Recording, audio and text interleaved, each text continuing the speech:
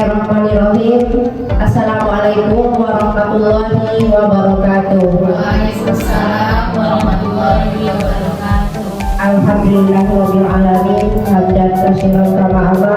Asyhadu an la ilaha illallah wa asyhadu anna Muhammadan abduhu wa rasuluhu amma ba'du. Puji dan syukur kita ucapkan kehadirat Allah Subhanahu wa taala karena pada siang yang berbahagia ini kita dapat mengikuti kegiatan budaya positif yang akan disampaikan oleh calon dui penggerak yaitu Ibu Tuti Amelia. Selawat beserta salam kita doakan kepada Allah semoga selalu tercurah kepada junjungan umat sedunia yakni Nabi Muhammad SAW. Yang terhormat Ibu Kepala Sekolah, yang teristimewa Ibu Tuti Amelia sebagai calon guru penggerak, yang sama-sama kita hormati Bapak dan Ibu Guru SD Negeri 15 Tanah Garam. Marilah kita buka acara kita dengan membacakan basmalah. Baiklah Bapak Ibu yang kami hormati, mengawali acara marilah kita minta kata sambutan dari Ibu Kepala Sekolah kepada Ibu Hajah Herliza Tahar. Kita persilakan.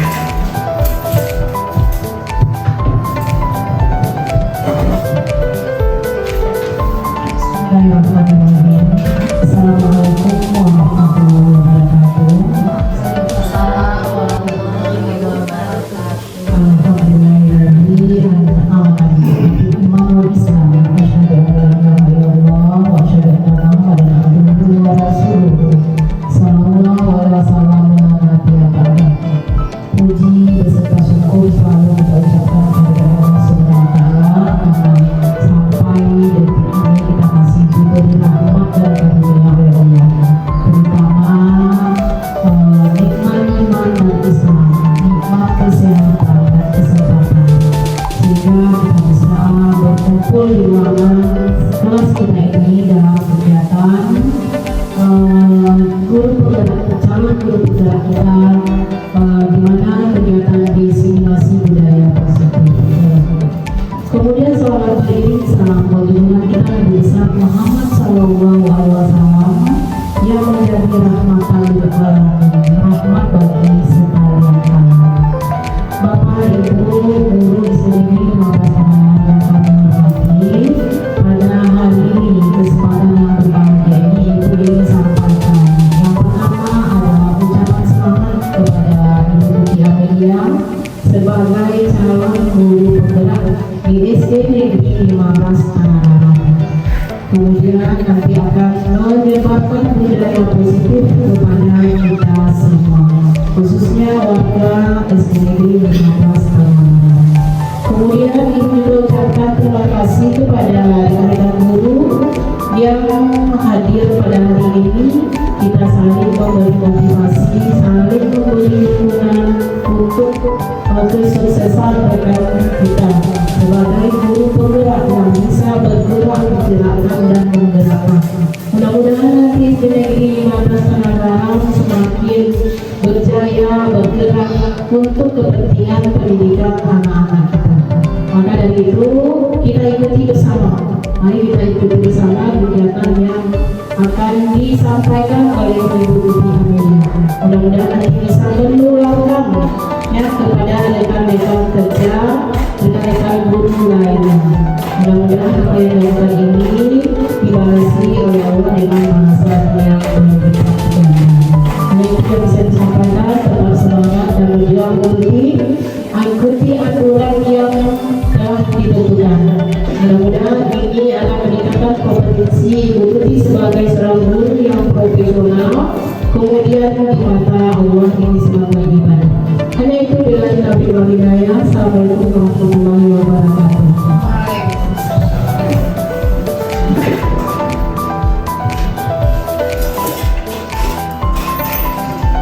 Terima kasih kita ucapkan kepada Ibu Kepala Sekolah yang telah memberikan arahan di hadapan kita bersama. Selanjutnya kita mintakan diseminasi tentang budaya positif yang akan disampaikan oleh Ibu Tuti Amelia. Kepada beliau dipersilakan.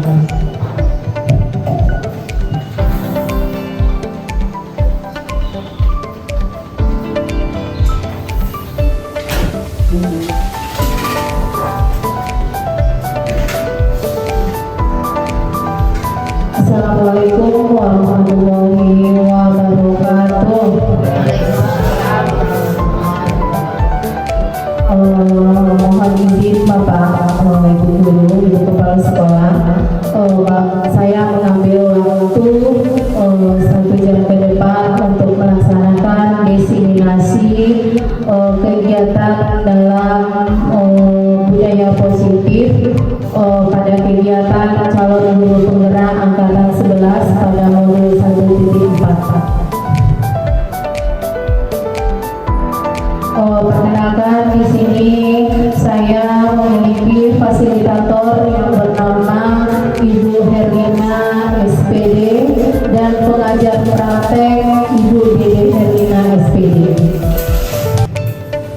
Tujuan pembelajaran kita hari ini dapat menyampaikan pembelajaran dari penerapan konsep inti dari modul budaya positif serta pemahaman mereka mengenai konsep-konsep inti dalam modul budaya positif. Di sini dapat kita lihat seperti moto dari Ki Hajar Dewantara, mari belajar bersama, berkolaborasi, saling mendukung demi mewujudkan disiplin positif di sekolah yang kita cintai ini, yaitunya SD Negeri 15 Tanah Garam, Kota Solo. Di sini dapat kita lihat sebagaimana filosofi yang ada pada pendidikan nasional Indonesia oleh Bapak Ki Hajar Dewantara. Yang pertama, Ingorso Sutulodo, Ingmatio Mangunkarso, dan Tuturi Handayani. Di sini dapat kita lihat Ingorso Sutulodo ini adalah kita di depan menjadi tauladan bagi siswa-siswa kita. Setelah itu Ingmatio Mangunkarso, kita di tengah memberikan bimbingan kepada peserta didik kita. Tuturi Handayani, di belakang kita memberikan dorongan kepada peserta didik kita supaya peserta didik kita menjadi peserta didik yang lebih baik ke depannya.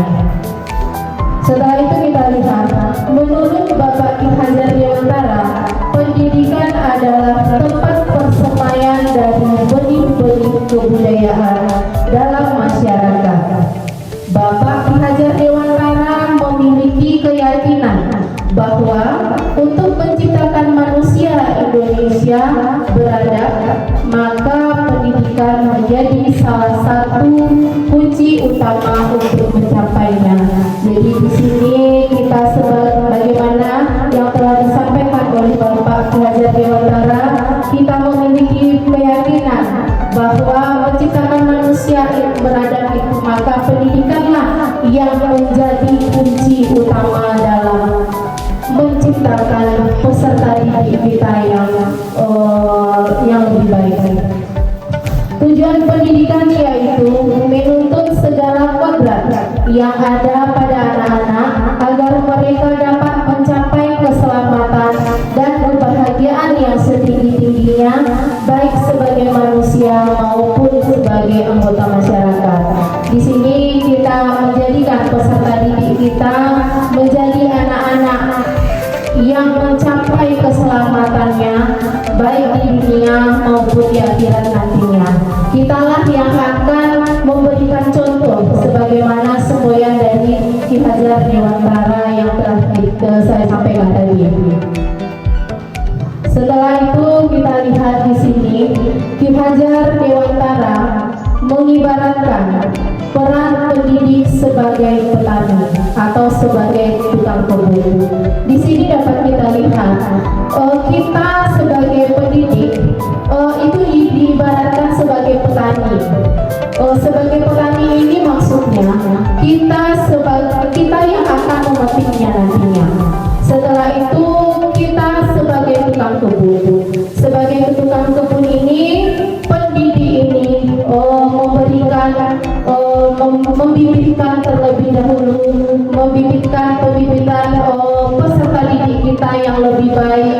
Setelah itu kita beri dia pupuk, kita beri dia budaya-budaya positif yang baik untuk dikembangkan nantinya ke depan. Setelah itu kita akan memetik hasilnya. Hasilnya itu misalnya peserta didik kita menjadi peserta didik yang lebih baik. Setelah itu kita lihat peran pendidikan dianalogikan sebagai seorang petani yang menanam padi.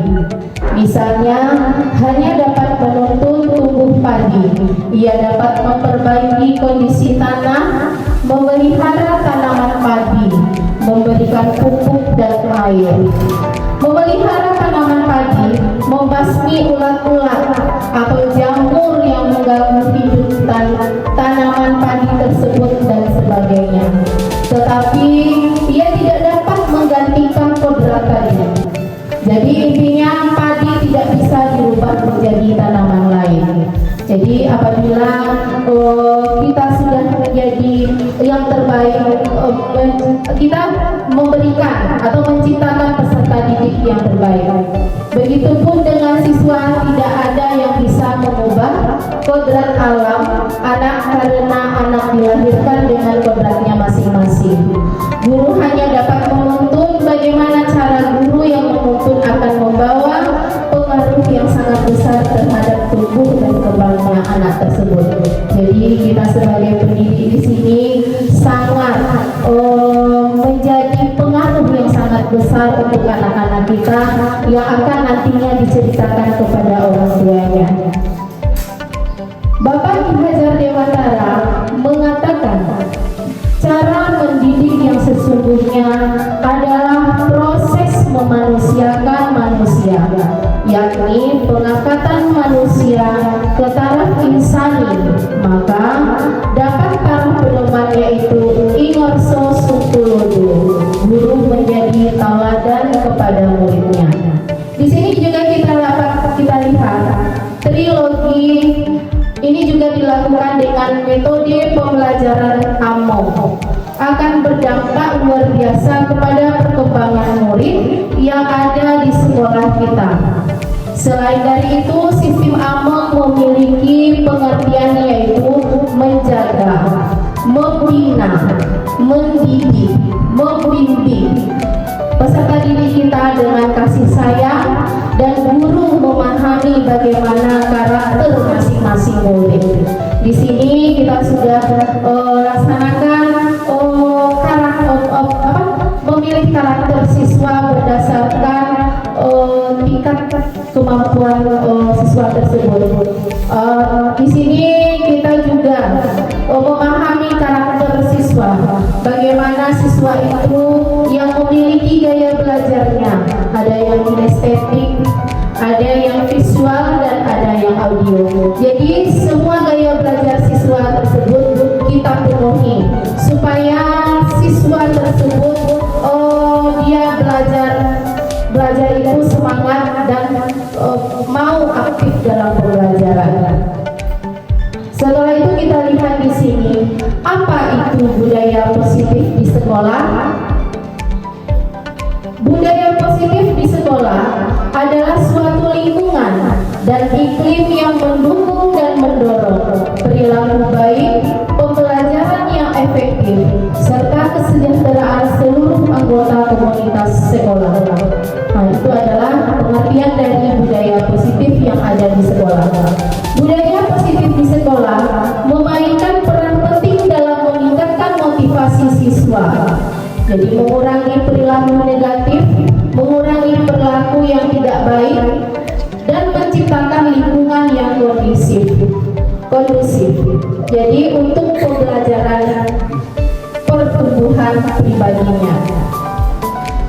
Budaya positif di sekolah adalah nilai-nilai dan kebiasaan-kebiasaan di sekolah yang berpihak pada murid agar murid dapat berkembang menjadi pribadi yang kritis, penuh hormat, dan bertanggung jawab. Jadi di sini kita kepada ibu bapak semuanya, mari kita berikan budaya positif di sekolah kita. melaksanakan budaya positif, baik itu di dalam kelas kita maupun berada di lingkungan sekolah kita. Konsep utama budaya positif. Di sini dapat kita lihat, untuk konsep budaya positif ini dibagi menjadi 6 bagian. Yang pertama adalah perubahan paradigma, stimulus respon, lawan dari teori kontrol. Yang kedua, disiplin positif. Yang ketiga, teori motivasi, hukuman, penghargaan, dan konstitusi. Nanti kita akan melihat bagaimana, apakah kita boleh memberikan hukuman kepada siswa atau penghargaan atau konstitusi lainnya. Setelah itu, kebutuhan dasar manusia. Kebutuhan dasar manusia juga nanti akan kita kupas untuk slide-slide berikutnya. 5 posisi dasar, posisi kontrol dari dulu. Kita memiliki 5 posisi kontrol dan nanti juga akan saya tayangkan melalui slide-slide yang akan kita bahas hari ini. Setelah itu, keyakinan kelas dan segitiga restitusi. Keyakinan kelas dan segitiga restitusi di sini, keyakinan sebelum kita mulai pembelajaran, di awal pembelajaran atau di awal tahun pembelajaran, kita kepada anak-anak membuat kesepakatan terlebih dahulu. Kita ajak siswa kita untuk melakukan membuat sebuah keyakinan kelas. Setelah kita membuat keyakinan kelas tersebut, kita nanti akan mengambil kesepakatan. Jangan guru saja yang mengambil, bersama-sama dengan siswa. Setelah itu, apabila siswa kita memiliki masalah, maka kita akan menyelesaikan permasalahan tersebut dengan segitiga restitusi. Nanti saya akan sampaikan apa yang keyakinan kelas dan segitiga restitusi itu. Yang pertama kita lihat terlebih dahulu, pembelajaran dengan paradigma baru. Pembelajaran dengan paradigma baru merupakan pembelajaran yang dirancang berdasarkan prinsip pembelajaran berdiferensiasi, sehingga para peserta didik belajar sesuai dengan kebutuhannya berdasarkan tahap perkembangan sesuai psikologi dan modern untuk mewujudkan profil pelajar Pancasila. Dalam mewujudkan profil pelajar Pancasila, profil pelajar Pancasila ini terdiri atas 6. Terlebih dahulu kita membedakan P5 dengan profil. Profil itu adalah sikap atau yang akan karakter siswa, yang kegiatan siswa yang akan kita nilai, yang akan kita muatkan dalam pembelajaran. Kalau dia P5 project, berarti kita menghasilkan produk. Di sini kita lihat profil pelajar Pancasila. Yang pertama yaitu beriman dan bertakwa terhadap Tuhan Yang Maha Esa dan berakhlak mulia. Itu mengenai keagamaan. Setelah itu berkebinekaan global. Setelah itu gotong royong. Yang keempat kreatif. 5 bernalar kritis dan 6 mandiri. Jadi profil pelajar Pancasila ini kita muatkan selalu dalam modul pembelajaran kita, sehingga apa profil pelajar Pancasila yang akan kita capai dalam pembelajaran hari itu. Misalnya kita mengambil profil pelajar Pancasila dalam pembelajaran unit 1, kita mengambil 3. Tidak perlu dimuatkan semuanya. Kita membuat profil Pancasila itu, kita juga mempertimbangkan bagaimana kemampuan anak-anak peserta didik kita. Itu yang pembelajaran dengan paradigma baru. Miskonsepsi teori kontrol. Miskonsepsi tentang makna kontrol. Dr. William Glasser. Yang pertama, ilusi guru mengontrol murid. Yang kedua, ilusi bahwa semua penguatan positif efektif dan bermanfaat. Yang ketiga, ilusi bahwa kritik dan membuat orang merasa bersalah dapat menguatkan karakter.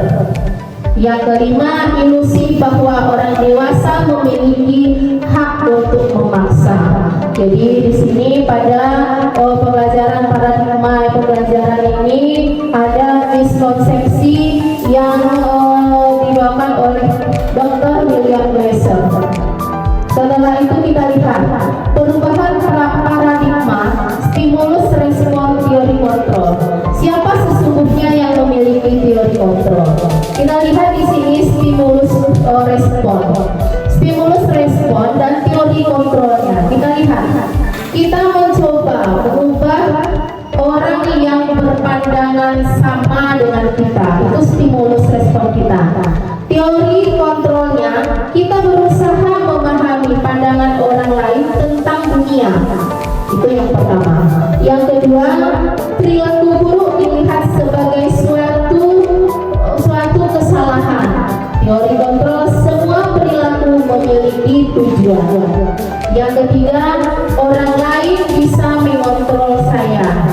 Teorinya, hanya Anda yang bisa mengontrol diri Anda. Yang keempat, saya bisa mengontrol orang lain. Teorinya, Anda tidak bisa mengontrol orang lain. Selanjutnya, pemaksaan ada pada saat bujukan gagal. Teorinya, Anda tidak bisa kolaborasi dan konsensus menciptakan pilihan-pilihan baru. Setelah itu yang terakhir, model berpikir menang atau kalah. Model berpikir menang atau kalah itu teorinya sama. Ini adalah perubahan paradigma pada stimulus respon dan teori kontrol. Kita lihat lagi di sini apa yang Bapak Ibu ketahui tentang disiplin positif. Di sini kita lihat yang kedua, disiplin positif. Tadi paradigma pembelajaran, yang kedua disiplin positif. Disiplin ini berasal dari disiplina yang artinya adalah belajar. Disiplin mengacu pada disiplin diri yang memiliki tanggung jawab terhadap apa yang dilakukannya berdasarkan nilai-nilai yang diyakini. Disiplin merupakan kemampuan memerintah diri sendiri dalam mengontrol dan menguasai diri untuk memilih tindakan yang mengacu pada nilai-nilai yang kita hargai dengan penuh tanggung jawab tanpa terperintah oleh orang lain. Itu yang disiplin.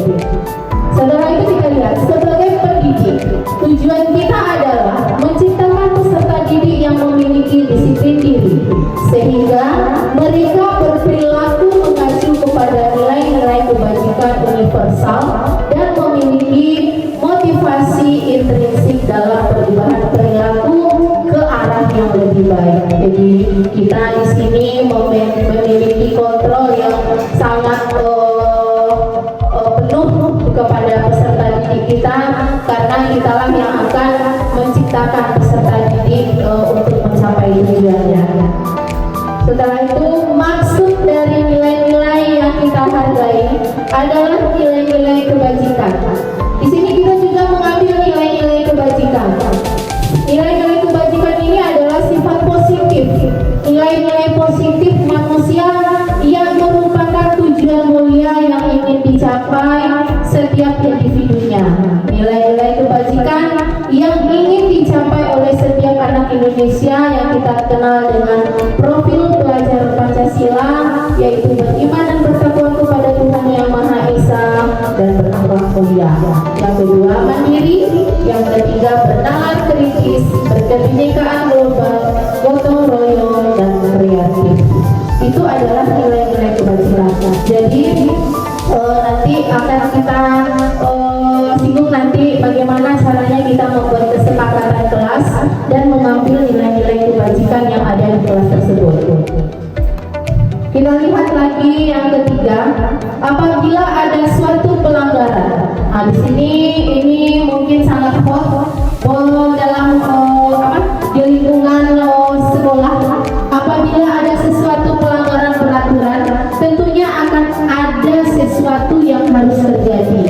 Di sini kita melihat antara hukuman, konsekuensi, dan restitusi. Yang pertama kita lihat terlebih dahulu adalah hukuman. Hukuman ini tidak terencana atau tiba-tiba saja. Itu yang hukuman. Yang kedua, muridnya tidak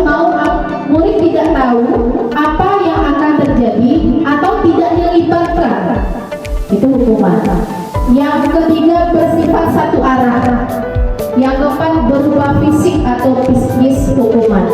Misalnya kita memberikan hukuman berdiri di halaman sekolah dengan kaki sebelah, setelah itu berdiri dengan memegang telinga. Itu merupakan hukuman yang diberikan oleh Bapak Ibu guru. Setelah itu kita lihat konsekuensi. Konsekuensi ini yang pertama, terencana atau disepakati sesuai dengan peraturan. Yang kedua, murid tetap dibuat tidak nyaman.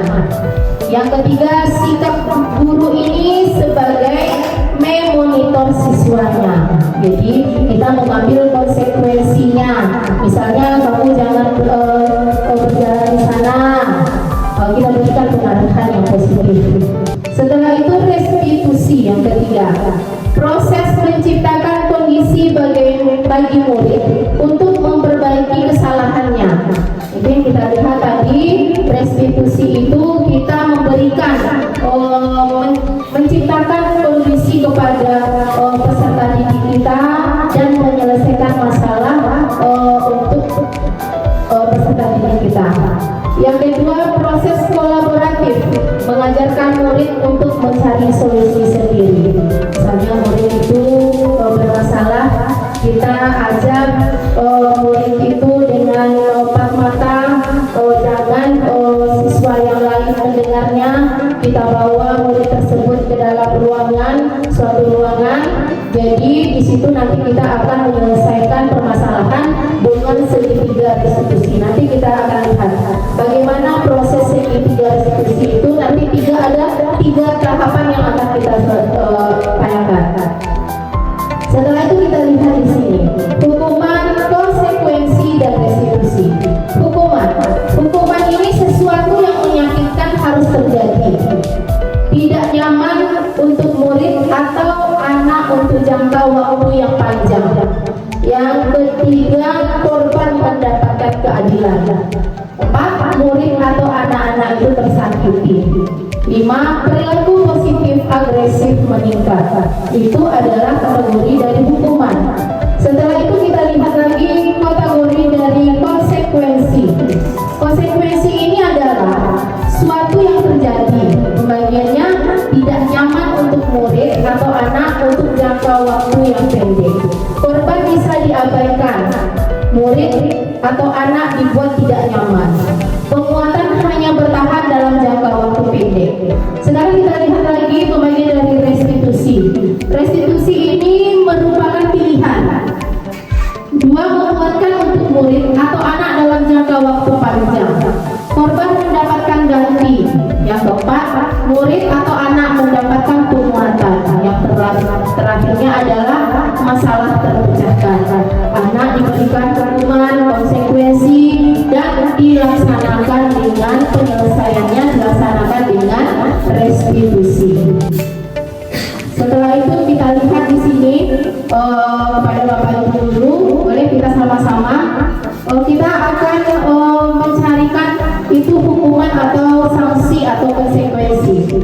Mencatat 100 kali di dalam buku kalimat, saya tidak akan terlambat lagi karena terlambat ke sekolah.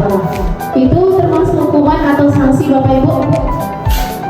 Hukuman, ya, kita kunci dulu nanti kita selesaikan. Lari mengelilingi lapangan basket 2 kali karena terlambat hadir ke sekolah. Hukuman atau sanksi? Hukuman. Murid diminta untuk push up 15 kali karena tidak menggunakan masker ke sekolah. Hukuman atau sanksi Bapak Ibu? Hukuman. Menggantikan kertas tugas teman yang telah dicoret-coret. Itu adalah sanksi atau hukuman? Sanksi. Murid disuruh untuk mengenakan sepatu seharian di sekolah karena tidak mengenakan sepatu hitam. Hukuman atau sanksi? Sanksi. Lari mengelilingi lapangan basket 2 kali karena terlambat 10 menit untuk pembelajaran PJOK. Hukuman? Hukuman. Kita lihat. Di sini kita lihat hukuman atau sanksi. Hukuman Hukuman itu berbentuk fisik. Kalau sanksi itu bisa kita maafkan. Mencatat 100 kali di dalam buku kalimat, saya tidak akan terlambat lagi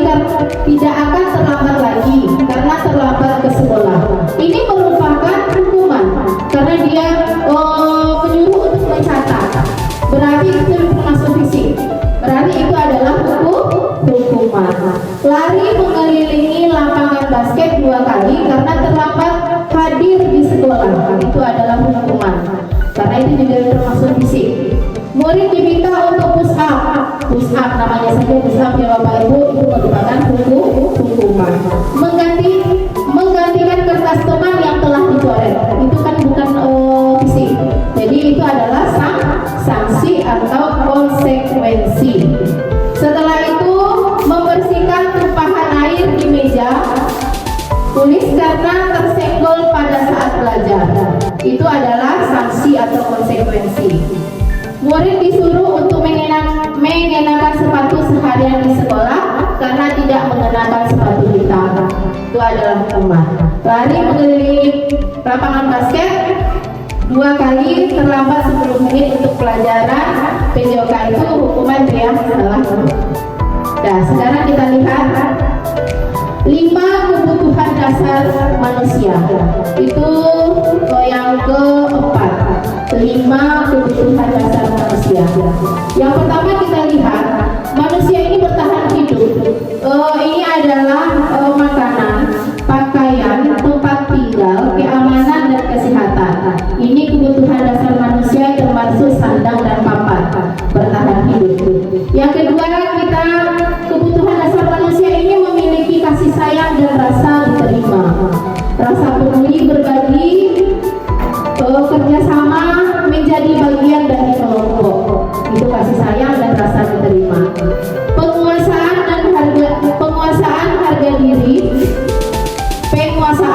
harga diri, keinginan untuk dianggap, memimpin, berprestasi, diakui dan didengar.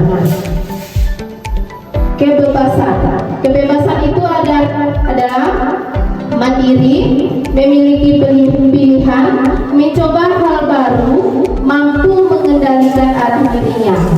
Yang kelima adalah kesenangan. Kesenangan ini contohnya bermain, humor, antusiasme atau tertawa. Jadi 5 kebutuhan dasar manusia yang harus kita miliki pada guru. Yang pertama adalah bertahan hidup, kasih sayang, penguasaan, kebebasan dan kesenangan.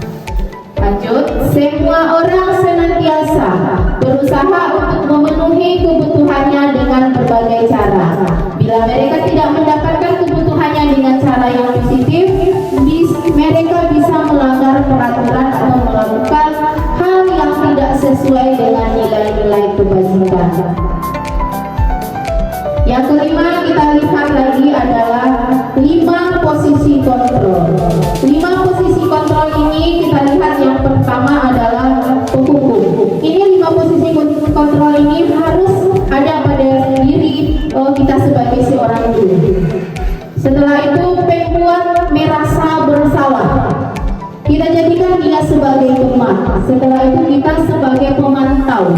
Setelah itu kita juga sebagai manajer dalam pembelajaran. Kita lihat di sini apa itu yang penghukum. Penghukum ini orang-orang yang menjalankan posisi penghukum senantiasa mengatakan bahwa sekolah melakukan sistem atau alat yang dapat lebih menekankan murid-murid lebih dalam lagi. Ini yang merupakan penghukum. Pembuat rasa bersalah. Pembuat rasa bersalah akan menggunakan kepentingan yang membuat orang lain merasa tidak nyaman, bersalah atau rendah diri. Itu yang membuat rasa bersalah. Kita sebagai teman, guru pada posisi ini tidak akan meyakini murid, namun akan tetap berupaya mengontrol murid melalui persuasi. Setelah itu yang keempat, pemantau. Posisi pemantau sendiri berawal dari teori stimulus respon yang menunjukkan tanggung jawab guru dalam mengontrol murid. Yang kelima, posisi di mana guru sebagai manajer. Posisi sebagai manajer ini berbuat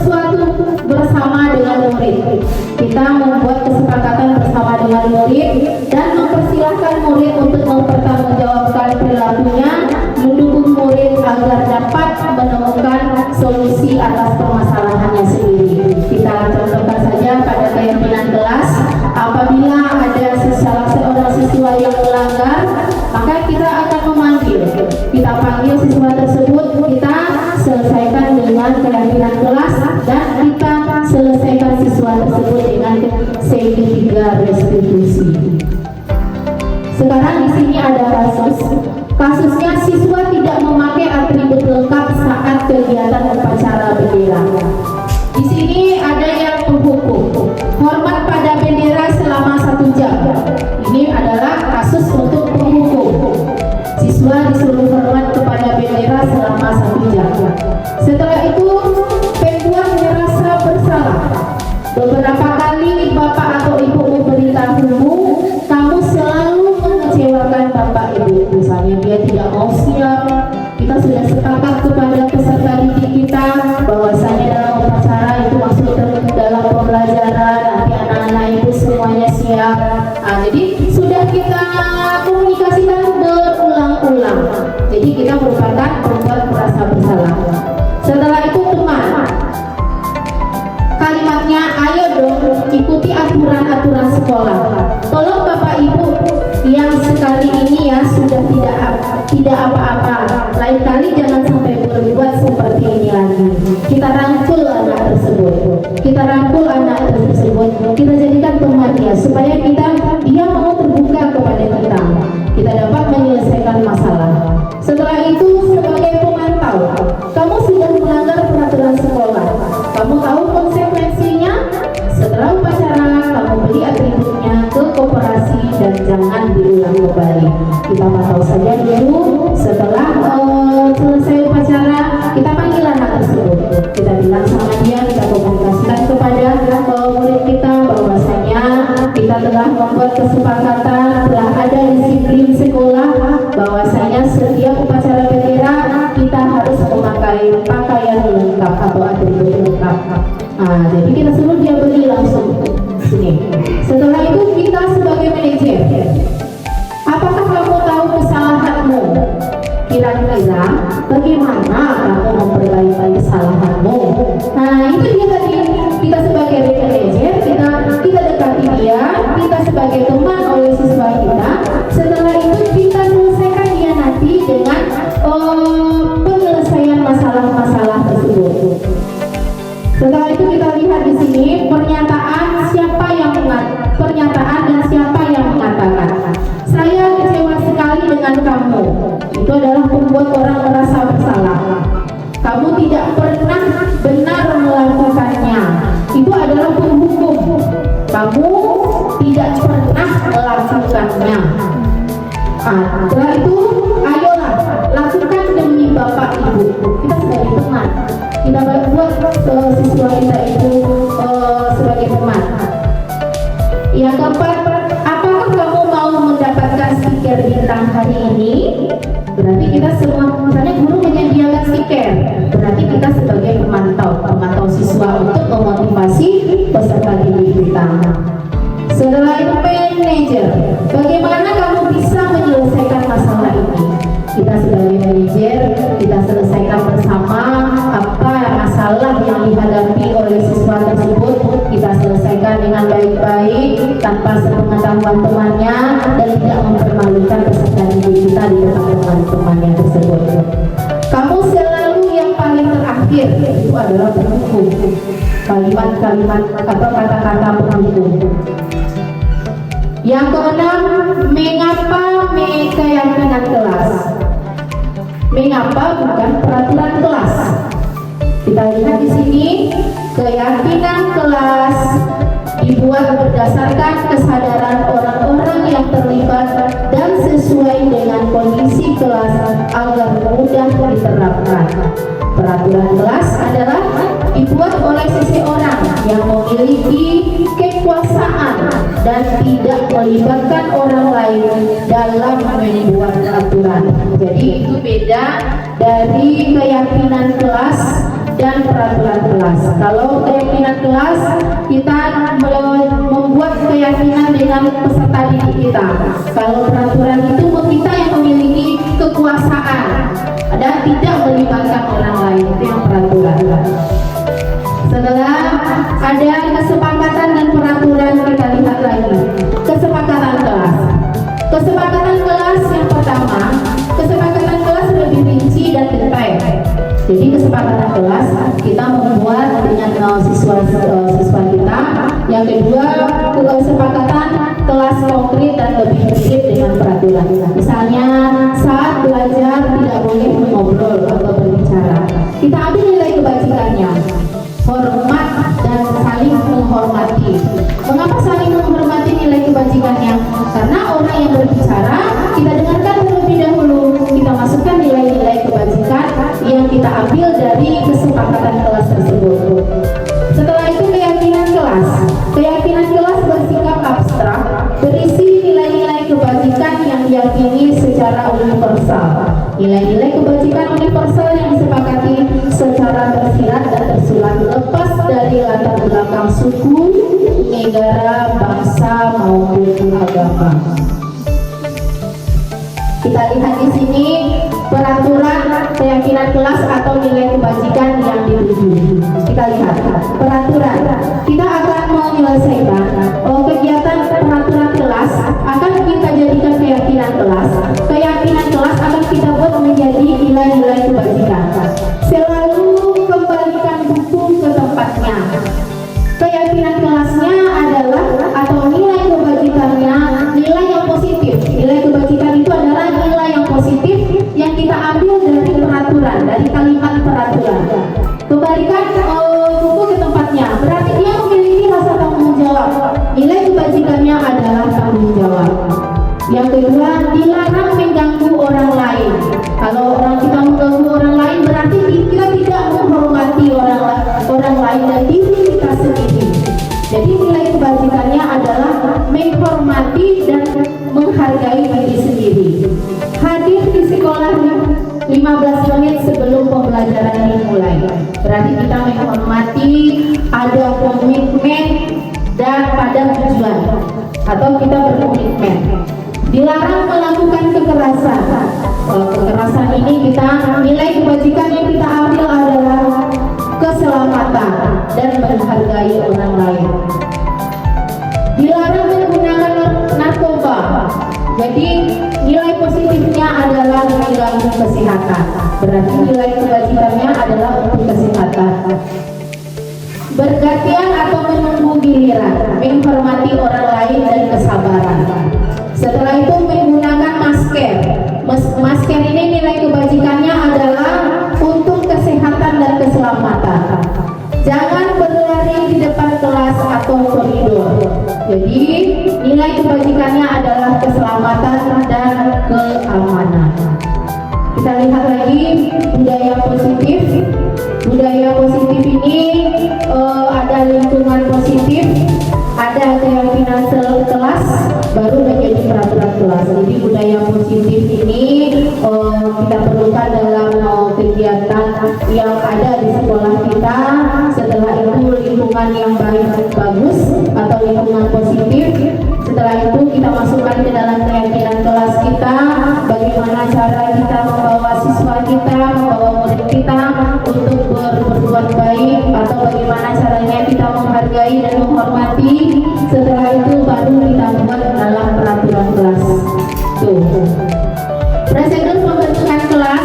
Yang pertama, mempersilahkan murid untuk bercurah pendapat tentang peraturan yang perlu disepakati di kelas. Kedua, mencatat semua masukan-masukan para murid di papan tulis atau di kelas besar atau kertas ukuran poster, di mana semua anggota bisa melihat hasil curahan pendapat.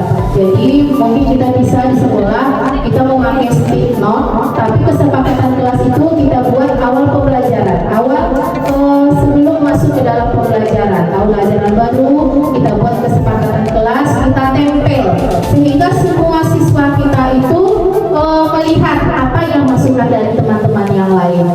Setelah yang ketiga, susunlah keyakinan kelas sesuai prosedur. Pembentukan keyakinan kelas, gantilah kalimat dalam bentuk kalimat negatif menjadi kalimat yang positif. Itu tadi misalnya tidak boleh berbicara dalam belajar.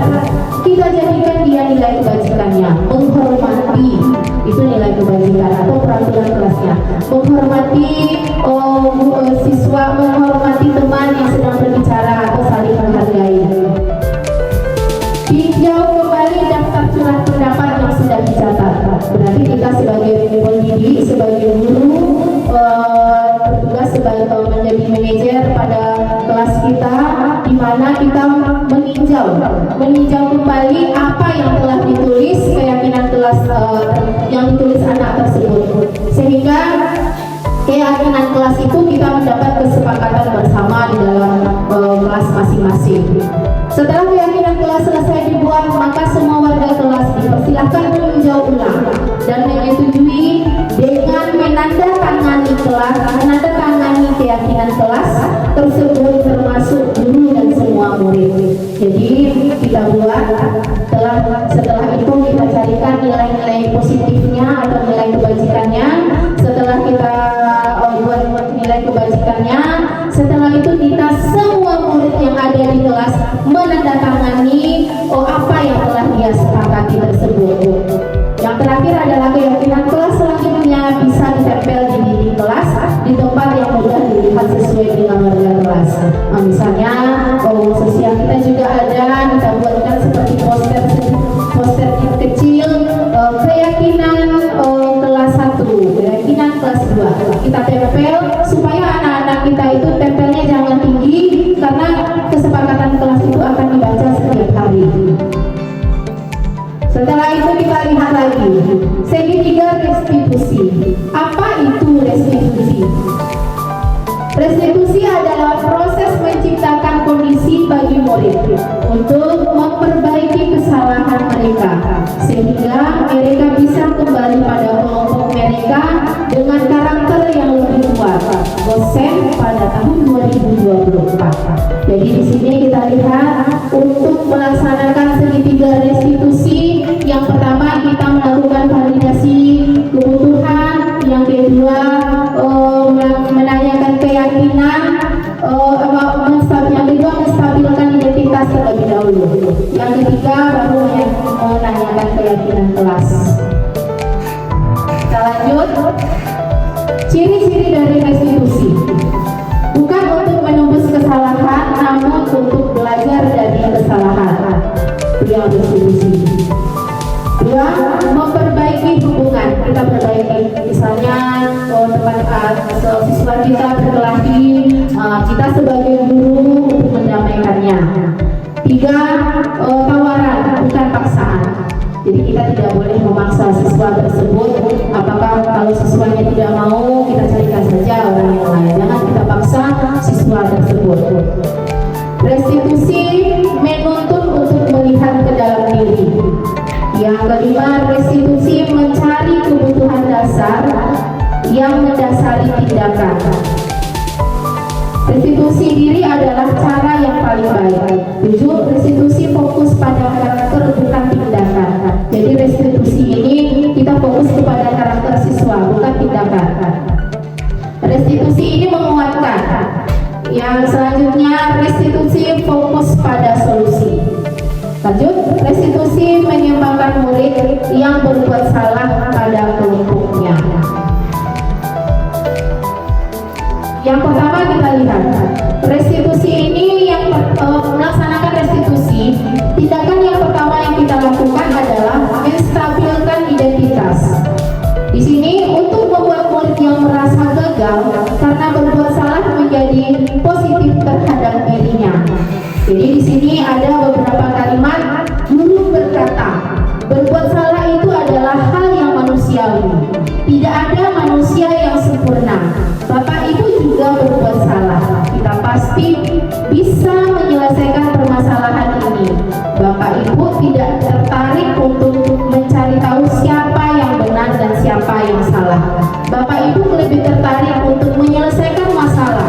Kalau kamu menyalahkan dirimu sendiri terus-menerus, apakah kamu sampai pada dirimu sendiri? Jadi itu caranya kita menstabilkan identitas. Misalnya dia sudah emosi, kita stabilkan siswa tersebut terlebih dahulu. Kita berikan dia dulu kasih sayang terhadap siswa tersebut, kita amankan dia dulu. Nah, setelah itu baru kita berikan kalimat-kalimat yang positif kepada siswa kita. Yang kedua, ke restitusi dengan validasi tindakan yang salah. Membantu murid mengenali basic atau kebutuhan yang ingin dipenuhinya ketika melakukan kesalahan itu. Pada dasarnya setiap tindakan manusia tujuannya adalah memenuhi basic need atau kebutuhan dasar. Apakah itu power atau penguasaan, freedom atau kebebasan, love and belonging, diterima, fun, kesenangan atau survival atau bertahan hidup. Itu yang diterima kebutuhan dasar manusia tadi. Kalimatnya yang pertama, kamu bisa saja melakukan hal yang lebih buruk, tapi kamu tidak melakukannya, kan? Jadi itu pertanyaannya. Yang kedua pertanyaannya, untuk validasi tindakan yang salahnya yang kita lakukan, kamu pasti punya alasan mengapa melakukannya. Jadi itu pertanyaan alasannya. Yang ketiga, apa yang penting bagi kamu? 4, kamu boleh tetap berusaha menjaga sikap itu, tetapi tambahkan sikap yang lain yang baru. 5, maukah kamu belajar cara lain untuk mendapat yang kamu butuhkan tanpa harus memukul? Nah, jadi itu kalimat yang kita ucapkan untuk menyelesaikan validasi tindakan yang salah. Yang keenam, apakah kamu bisa melakukan dengan lebih baik besok lagi? Nah, jadi itu adalah kalimat-kalimat untuk menyelesaikan restitusi pada validasi tindakan yang salah. Setelah itu yang ketiga, kegiatan restitusi itu adalah menanyakan keyakinan. Ini kegiatan yang terakhir kali kita lakukan pada penyelesaian restitusi, yaitu menanyakan keyakinan. Murid melihat kesalahannya dihubungkan dengan nilai-nilai kebajikan yang diyakininya, mendasari manusia berinteraksi dengan orang lain. Di sini kalimatnya, guru berkata, apa nilai yang kita percaya dari kelas atau sekolah kita? Yang kedua, nilai-nilai kebajikan atau keyakinan apa yang telah kita sepakati. Ketiga, kelas yang ideal itu seperti apa sih? 4, kamu ingin jadi anak seperti apa? Yang kelima, apa yang kamu rasakan ketika kamu melakukan itu? Kamu menjadi orang yang seperti apa? Jadi itu adalah kegiatan dalam menanyakan kelas. Setelah itu kesimpulan, dalam penerapan program disiplin positif, profesional dan sosial yang baik, di mana guru mampu merefleksi dirinya dalam posisi kontrol saat ini. Bagaimana perjalanan dirinya menjadi among atau sebagai manajer yang menuntun murid-murid menjadi insan yang mandiri, merdeka dan bertanggung jawab. Jadi inilah kegiatan atau budaya positif yang saya sampaikan pada hari ini. Setelah itu kalau ada pertanyaan dari Bapak Ibu dulu, boleh untuk bertanya. Saya buka dengan satu pertanyaan saja. Nanti kalau tidak bisa saya menjawab, mungkin kita mohon bantuan kepada Ibu Kepala Sekolah kita.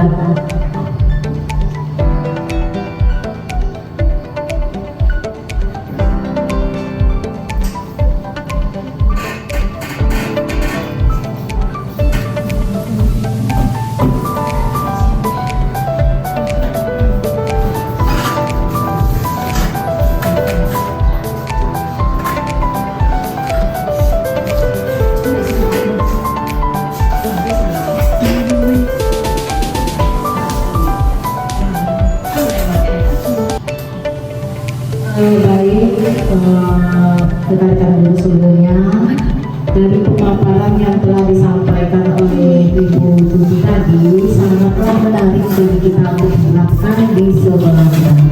Bagaimana Pak Ibu, kita duduk? Ya, tentu kita kasih tepuk tangan buat mereka Ibu Tuti selamanya telah menyampaikan materinya dengan baik. Ada satu pertanyaan Ibu Tuti tentang tadi segitiga restitusi, di mana kita melihat ya yang dikatakan restitusi tadi adalah menciptakan kondisi untuk memperbaiki kesalahan, mungkin kesalahan yang terjadi bagi siswa kita. Nah, bagaimana caranya ini agar siswa kita itu bisa merasakan bahwa apa yang telah dilakukan itu suatu hal yang salah dan tidak bisa berulang lagi. Nah, bagaimana kita sebagai guru menciptakan suasana agar siswa kita itu bisa mengungkapkan permasalahan yang terjadi pada dirinya. Mungkin itu bisa dijelaskan lagi kepada kita semua. Terima kasih kepada Ibu Kepala Sekolah kita. Bagaimana caranya kita menyelesaikan suatu masalah yang dihadapi oleh siswa. Misalnya kita seperti yang sudah saya pelajari pada modul 1.4, kita terlebih dahulu mencari bagi apa akar dari permasalahan tersebut. Kita cari akarnya terlebih dahulu. Setelah itu kita bawa siswa tersebut. Kita membawa siswa tersebut, kita menyelesaikannya dengan segitiga restitusi Bu. Dengan cara yang pertama kita menstabilkan apanya dulu, menstabilkan emosinya, kita menstabilkan identitasnya, kita stabilkan siswa kita tersebut. Setelah itu kita menanyakan kepada siswa tersebut apa yang kamu rasakan tadi, apa yang kamu lakukan tadi, sehingga siswa itu kita buat sebagai teman kita ya. Kita buat dia sebagai teman kita. Dia mau curhat dengan kita selesaikan dia dengan sebagai manajer, tetapi kita buat dia seperti teman kita. Setelah itu kita lakukan dengan validasi tindakan. Kita lihat setelah yang kamu lakukan tadi, apa kira-kira yang kamu lakukan sehingga kamu bisa berkelahi atau berbuat salah. Kita lakukan dia validasi tindakan apa yang dia lakukan. Setelah dia melakukan tadi, Abi berkelahi dengan teman Bu. Dengan berkelahi dengan teman, kita tanyakan kepada siswa kita tersebut dengan berkelahi, apakah anak itu melanggar keyakinan kelas? Jadi kita berpatokan kepada keyakinan kelas yang telah disusun anak-anak kita tadi. Keyakinan kelas yang disusun tersebut kita kaitkan dengan peraturan sekolah. Setelah itu kita meyakini dengan keyakinan kelas bahwasanya apa yang dia lakukan melanggar peraturan kelas, sehingga kita selesaikan dengan mencarikan solusinya Bu. Itu terima kasih Bu. Ya Bu, terima kasih. Jadi hanya itu pemaparan dari modul 1.4 tentang diseminasi budaya positif. Terima kasih perhatian kepada Ibu Bapak semua karena telah mengambil waktu Ibu Bapak sehingga ini dapat kita terangkan dalam kelas kita masing-masing dan menjadikan siswa kita menjadi insan yang berguna bagi negara, bangsa dan negara. Amin. Amin.